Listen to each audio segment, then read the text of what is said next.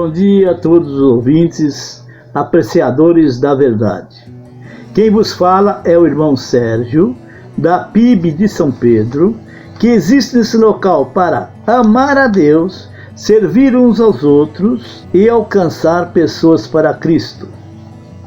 E, dando continuação aos estudos da revista Consolidando Igrejas Saudáveis, da Escola Bíblica da PIB, hoje estaremos vendo e ouvindo o estudo de número 16, que tem como tema Igrejas Saudáveis Fazem Missões. Ou seja, igrejas saudáveis cumprem o dever de evangelizar. Lá no Salmos 96:3, a ordem é: anunciai entre as nações a sua glória, entre todos os povos as suas maravilhas. Amados, Abrão, ele foi incumbido a sair da sua terra, lá na terra do Ur dos Caldeus, e Deus lhe fez promessas. Prometeu-lhe a terra de Canaã, prometeu uma grande nação, que é o povo judeu. Então, essa foi a missão de Abrão. Moisés, por sua vez, ele teve como missão libertar o povo judeu. Israel já tinha por missão proclamar a glória do Senhor entre as nações, porém não cumpriu tal missão. Tal ordem não foi obedecida. Então essa tarefa ela foi delegada à Igreja de Cristo. E é o que estaremos vendo nesta lição, com o tema acima já citado. A tarefa, a incumbência missionária, ela nasce com o agir do Espírito Santo. Está lá em Atos 13:2. Há um claro mandamento de Jesus à sua igreja, e isso ainda antes da sua assunção aos céus, a saber, pregar o Evangelho, ou seja, as boas novas de salvação, mas isso sob o poder do Espírito Santo. Lá em Lucas 24:49, diz: ficai em Jerusalém até que do alto sejam revestidos do poder. Isso foi em Pentecostes, 50 dias após a Páscoa, no 10º dia após a ascensão de Jesus, é que houve a grande pregação de Pedro. Então, desde o Pentecostes, a partir do momento em que todos foram revestidos do Espírito Santo, eles saíram a anunciar abertamente que Jesus era o Cristo, ou seja, Jesus era o ungido de Deus. Vimos, então, a ordem de Jesus, ou seja, sair e anunciar o Evangelho. Nós temos como exemplo a igreja de Antioquia. Essa igreja ela estava unida no propósito de fazer missões. O Espírito Santo disse que enviasse Paulo e Barnabé para a obra missionária. As igrejas têm a obrigação de se desenvolverem no trabalho missionário.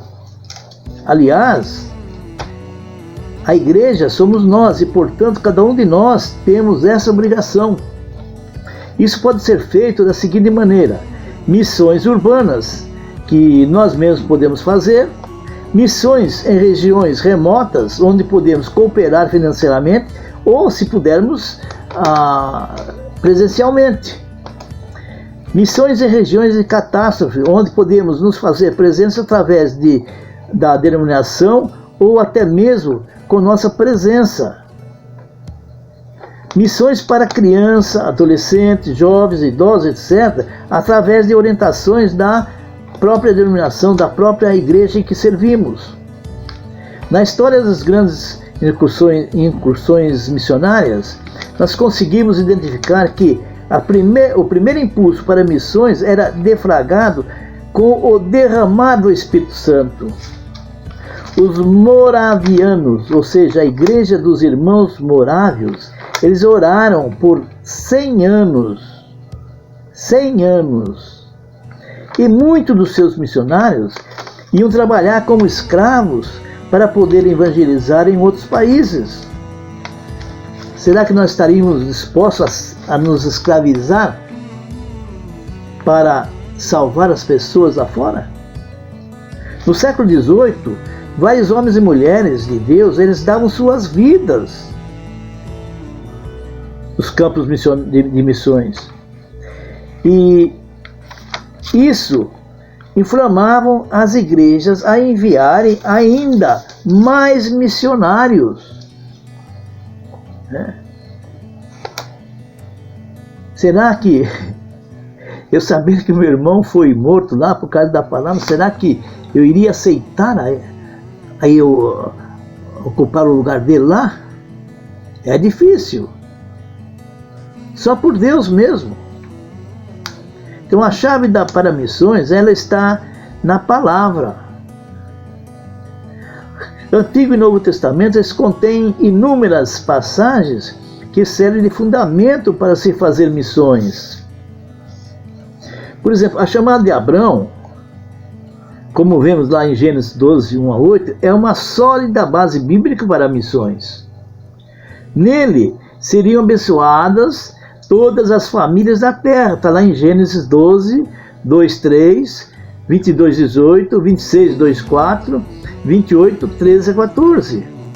Então, na mensagem dos profetas, enfatiza-se que não há outro Deus, e não há mesmo. Embora muitos se fazem deuses, né?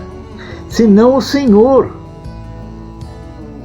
aquele que criou os céus e a terra. Está lá em Isaías 45, versos 5 e 6, versos 14, 18, 21 e 22. Esse Deus, ele deve ser proclamado, reconhecido e adorado em todo o mundo, em todo o universo. Ele é o Deus Criador e o Senhor da história. Está lá em Isaías 45, 11 a 18. Há ainda, na mensagem profética, uma palavra sobre a universalidade do plano salvífico. Está lá em Isaías 56, 3, Sofonias 3, 9. Então, prestar culto ao Senhor não era mais uma exclusividade dos judeus. Malaquias 1, 11. Então as nações, elas serão participantes do perdão oferecido pelo Senhor. Está lá em Isaías 11, 10. Então o reino do Messias, ele será universal. Zacarias 14, 9. O reino do Messias será universal. No Novo Testamento, ir e fazer discípulos é um imperativo para quem? Para todo crente. Não foi por acaso que Jesus deu a sua principal ordenança quando ele estava subindo aos céus. Portanto, ide e fazer discípulos de todas as nações, batizando-os em nome do Pai, do Filho e do Espírito Santo. Está lá em Mateus 28, 19. Amados, a tarefa missionária, ela é baseada na palavra de Deus. Nós não precisamos de revelações nem visões para que essa tarefa possa ser levada a sério. A igreja, ela não pode abdicar de sua tarefa. Nós não podemos nos esquivar dessa tarefa. Ela precisa levar a mensagem de salvação para todas as pessoas. Nem todas as pessoas serão salvas. Por quê? Porque não atentam para a verdade. Estão com o coração endurecido. Mas a nossa obrigação é falar. A conversão é obra do Espírito Santo na pessoa. Amados, a tarefa missionária, ela é feita por obediência. Obediência a quê? À ordem do Senhor e pela fé na ação de Deus. Está lá em Atos 13, versos 4 e 5. A necessidade de obedecer ao chamado divino, nós vemos que os primeiros discípulos obedeceram ao ID de Jesus. Por isso a igreja cresceu. Porque a pergunta é, então, por que a minha igreja não cresce? Não é o que fazer para crescer, mas sim o porquê que ela não cresce. Porque não estão obedecendo. Não estão obedecendo à convocação para anunciar Jesus. E eles evangelizavam nas sinagogas, ruas e praças. Não há local certo para a evangelização. Não há lugar certo para se falar de Cristo. É no trabalho, na condução, no parque, no supermercado, em qualquer lugar. Houve a oportunidade, falemos da salvação em Jesus Cristo. Falemos lá de Atos 4,12. Não há outro nome pelo qual devamos ser salvos. Anteriormente, Jesus ele convocara 70 discípulos, está lá em Lucas 10, 1 a 11, para irem de 2 em 2, anunciando as boas novas de salvação para o arrependimento dos pecados. Eles também curavam e expulsavam demônios. Eles obedeceram ao chamado e receberam a recompensa pelo trabalho. Vidas foram libertas, curadas e salvas. Amados, os males trazidos pela desobediência ao imperativo missionário de Jesus é o maior exemplo, talvez seja o profeta Jonas. Quem já leu Jonas sabe. O chamado do Senhor, a princípio, ele não obedeceu. Ele pagou alto preço por isso. Está lá em Jonas 1, de 1 a 17. Leia lá. Não adiantou ele se recusar, não querer ir. Quando Deus manda, tem que ser obedecido. Ou você vai pagar as consequências. Então, a tarefa missionária, ela é humana. Deus não comissionou anjos para realizar a tarefa missionária nas nações. A escolha de Jesus, ao chamar os discípulos, demonstra que o objetivo divino sempre foi designar seres humanos para realizar o trabalho missionário. A proclamação do Evangelho é um diamante, é uma fortuna, é uma riqueza que foi confiado ao ser humano, que somos vasos de barro frágil. Para quê? Para que a glória não seja do vaso de barro, mas sim do dono da fortuna, do dono da riqueza, a palavra de Deus, o Evangelho. Então, desde o começo da igreja primitiva, homens e mulheres, eles têm o protagonismo na pregação do Evangelho. Deus capacitou grandes pessoas para fazer a obra do Senhor, pois é nosso o dever de pregar e ganhar o mundo para Jesus. A cada pessoa, individualmente, não deve se furtar de levar essa palavra integralmente aos necessitados. Amados, que nós possamos meditar bem. Nós dizemos que amamos a Deus. Amado Jesus, mas nem na igreja nós vamos. Não participamos dos cultos de oração. Como é que eu vou dizer que amo a Deus? É verdade que ninguém jamais amará a Deus como ele deveria ser amado. Quem fez isso por nós foi Jesus. Então, pela nossa fé no sacrifício de Jesus, nós cumprimos esse mandamento, amar a Deus sobre todas as coisas, mas jamais por nós mesmos amaremos Ele sobre todas as coisas. Nós deixamos tantas obras de Deus por afazeres domésticos ou prazerosos e se amar. O domingo é o dia do Senhor. Seria um domingo todo para o Senhor. Nós, para participar das 2 horas de culto, a gente põe tanto objetivo, tanto cansaço. E se amar? Irmãos, vamos meditar e buscar realmente amar a Deus.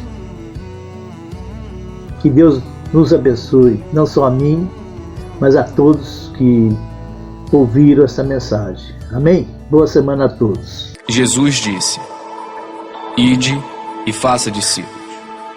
E se ide, parecesse menos com isto e mais com isso.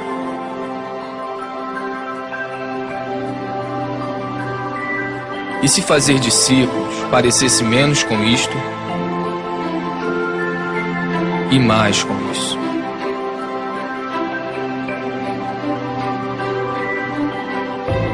E se fazer menos eventos, encontros, prédios e grandes produções significasse menos estresse, despesas, dívidas, reuniões e angariações de fundo, nós seríamos mais livres para experimentar o seu amor, amá-lo, amar o próximo, libertar, servir, enviar.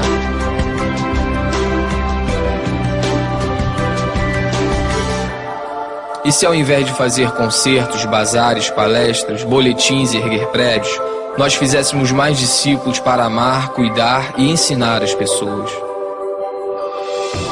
como Ele fez, e como Ele fez, e eles fizeram. Esta é a nossa missão.